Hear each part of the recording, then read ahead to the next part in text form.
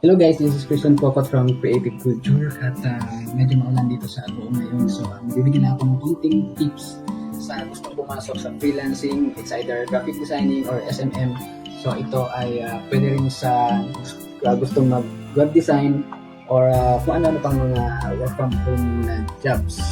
So, una, bago tayo magkape-kape, gusto ko malaman mo na bago ang income, dapat isipin muna lagi ang skills.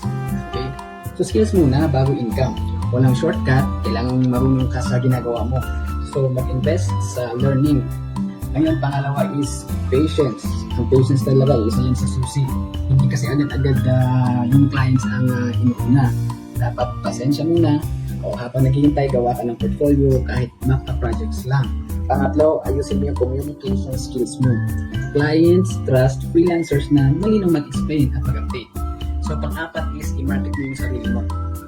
Ayusin ang profile mo sa Upwork, LinkedIn, or Fiverr pa yan. Then, kasi nagsisimula ang lahat. I-optimize mo lahat yan. At ang pinakahuli ay, freelancing is not for everyone.